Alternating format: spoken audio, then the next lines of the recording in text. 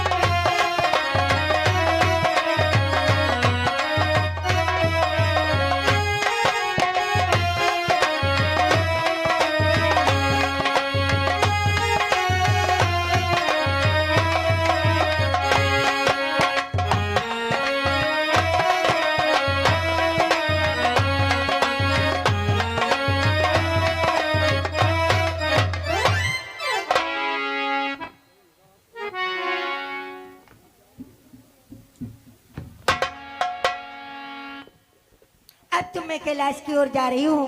भोलेनाथ से शिक्षा का अध्ययन करूंगी और समस्त विद्याओं का अध्ययन करके पुनः पिताजी के पास जाऊंगी।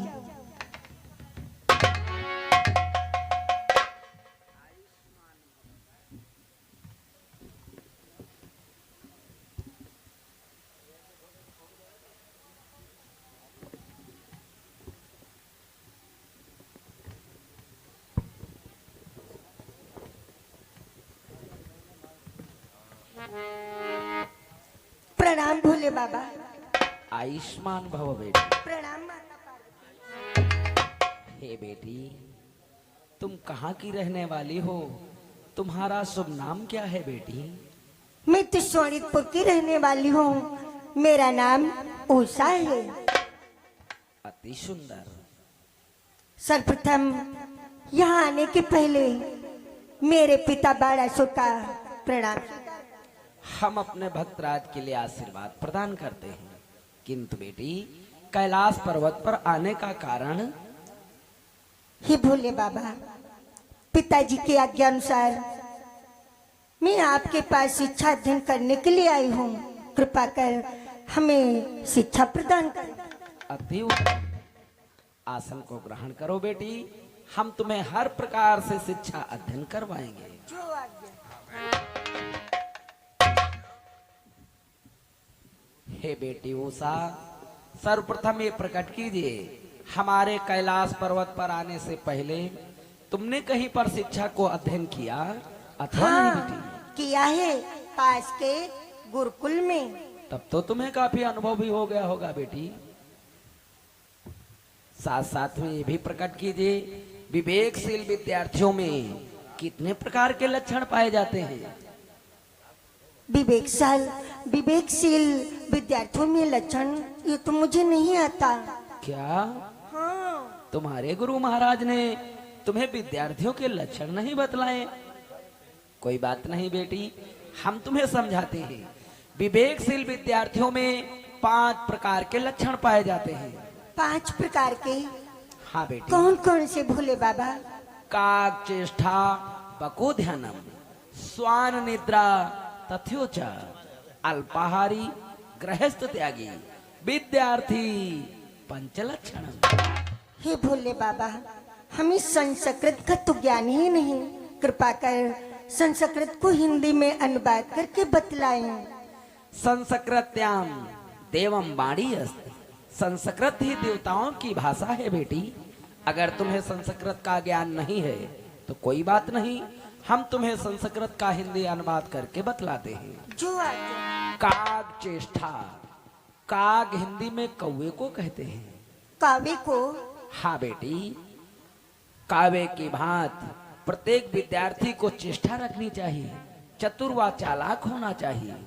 बको ध्यानम, बगुले की तरह अपनी दृष्टि अपने विद्या अध्ययन पर लगानी चाहिए।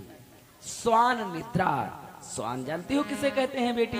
हमें नहीं मालूम है। तो हम बतलाते हैं बेटी कि स्वावती झटी जागत तुरत, स्वामी भक्त बलिवान।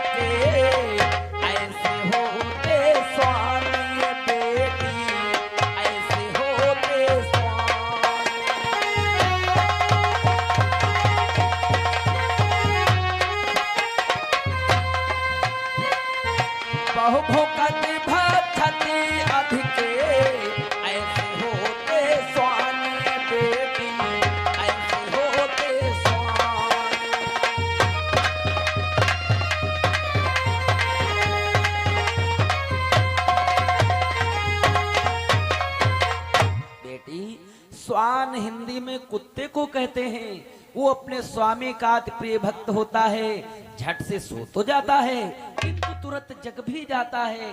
प्रत्येक विद्यार्थी को कुत्ते की भांति निद्रा लेनी चाहिए। हाँ, ये तो सत्य है। अल्पाहारी। विद्यार्थी को सूक्ष्म भोजन करना चाहिए, थोड़ा भोजन और अच्छा भोजन। गृहस्थ त्यागी। विद्यार्थी को अपने ही घर में एकांतवास में बैठकर विद्या अध्ययन करनी चाहिए, जहां पर किसी प्रकार का शोरगुल न हो। आप तो समझ गई बेटी? हाँ भगवान। विवेकशील विद्यार्थियों में कितने प्रकार के लक्षण? 5 प्रकार के। धन्य हो बेटी, तुम तो सचमुच में विवेकशील हो। थोड़ा समझाओ, बहुत कुछ समझती हो। अब हमारी इच्छा कुछ है, क्यों ना हम तुमसे कुछ प्रश्न करें जिनके उत्तर स्वयं तुम दो बेटी। ही भोले बाबा, आप प्रश्न करिए, हमें जो उत्तर ज्ञात होगा मैं आपको अवश्य बतलाऊंगी। तो लो मेरा प्रश्न श्रवण करो बेटी। कि बंसी बाजी श्याम की मोहे तीनों लो,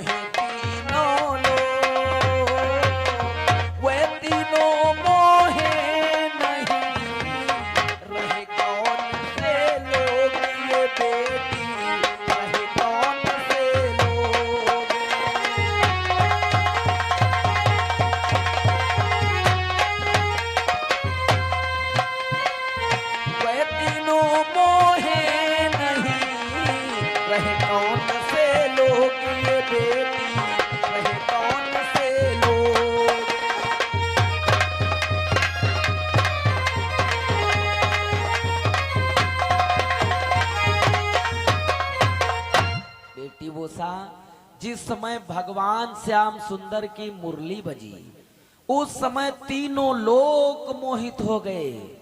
किंतु ऐसे संसार के मध्य वो कौन से 3 प्राणी शेष रह गए जो भगवान श्याम सुंदर की मुरली बजती ही रही, फिर भी वह 3 प्राणी मोहित नहीं हुए? हे भोले बाबा, इस प्रश्न का उत्तर हमें ज्ञात है। तुम्हें मालूम है? हाँ। तो फिर उत्तर दीजिए बेटी। जिस समय भगवान श्याम सुंदर ने बंसी को बजाया, वह कौन 3 लोग थे जो सुनकर प्रभावित नहीं हुए? बतलाओ बेटी। किसे से न मोहे श्रवण बिन के तो शीश से ही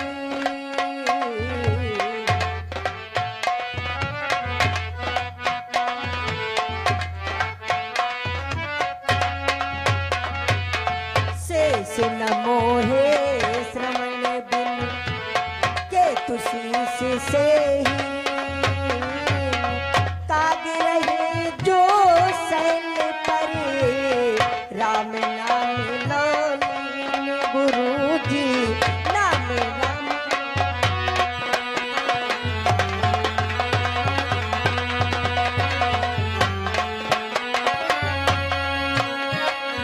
काग रहे जो शैल पर राम नाम लौलीन गुरु जी राम नाम लौलीन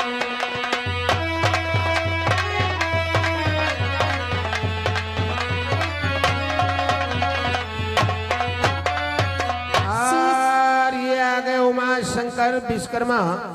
उमा शंकर विश्वकर्मा जी ये भाई सूत मिल चौराहा बाराबंकी की ओर से 501 रुपया व्यवहार किया। उमा शंकर जी को बहुत बहुत धन्यवाद घर मालिक की तरफ से। शीश भगवान के स्वर्ण यानी कान न होने के कारण श्याम सुंदर की बंसी को न सुन सके। राहु का जिस समय शीश कटा उस समय वो दो नामों से विख्यात हुआ, राहु और केत। केत के धड़ तो है किंतु शीश नहीं। शीश न होने के कारण श्याम सुंदर की बंसी को वो न सुन सका। आज जिस समय भगवान की बंसी बजी, काग भसुंड जी महाराज पर्वत पर बैठे राम नाम की माला जपते थे। ये वही 3 लोग हैं जो श्याम सुंदर की मधुर मुरली बजती रही और मोहित नहीं हुए। अति उत्तम, बड़ा ही सुंदर उत्तर दिया बेटी। अब तो हमारी जिज्ञासा करती है कि तुमसे हम प्रश्नों पर प्रश्न करते जाए बेटी। करिए भोले बाबा। तो लो मेरा अगला प्रश्न श्रवण करो बेटी। कि तोई पागा चाला है चारे लाटकाए,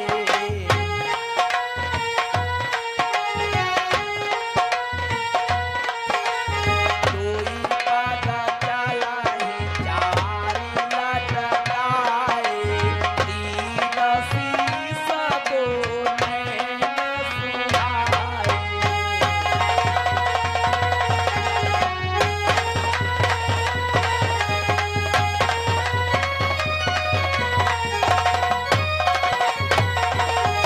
बेटी उषा, 2 पैर परस्पर बराबर चल रहे हैं, 4 पैर लटके हुए हैं, साथ में शीश तो वहां पर 3 हैं किंतु नेत्र 2 ही हैं। ऐसे संसार के मध्य कौन से प्राणी हो सकते हैं बेटी? ही भोले बाबा, इस प्रश्न का उत्तर हमें नहीं आता है। क्या हाँ। तुम्हें इस प्रश्न का उत्तर नहीं मालूम? कोई बात नहीं बेटी, इस प्रश्न का उत्तर हम तुम्हें स्वयं समझा देते हैं। बतलाइए भोले बाबा। ये प्रश्न उस समय का बना हुआ है जिस समय श्रवण कुमार अपने माता पिता को कांवर में बिठाकर तीर्थ यात्रा कराते हैं। श्रवण कुमार अपने माता पिता को कांवर में बिठा ले हैं, क्यों? क्योंकि उनके माता पिता अंधे थे। वहां पर 2 पैर श्रवण कुमार के चल रहे हैं, 4 पैर उनके माता पिता के लटके हुए हैं, शीश तो वहां पर 3 हैं श्रवण कुमार का, माता पिता का, किंतु नेत्र 2 मात्र श्रवण कुमार के हैं। सत्य कहते हो भोले बाबा। आप समझ गई बेटी? हाँ। अब आज की शिक्षा तुम्हारी यहीं पर समाप्त की जाती है। कल तुम्हें पुनः शिक्षा अध्ययन हेतु आना होगा बेटी। कल क्यों भोले बाबा? बेटी, प्रत्येक विद्यार्थी को चाहिए वह ब्रह्म मुहूर्त में शिक्षा को अध्ययन करे। ब्रह्म मुहूर्त? ये ब्रह्म मुहूर्त किसे कहते हैं भोले बाबा? ब्रह्म मुहूर्त प्रातः काल 3:30 से प्रारंभ होता है। इसके उपरांत जो विद्यार्थी विद्या को अध्ययन करते हैं उन विद्यार्थियों पर सरस्वती माँ की असीम अनुकंपा होती है बेटी। ये जैसा है तो मैं ब्रह्म मुहूर्त में ही आऊंगी भोले बाबा। अति उत्तम। अब मैं चलती हूँ, मेरा प्रणाम स्वीकार हो। सदैव प्रसन्न रहो।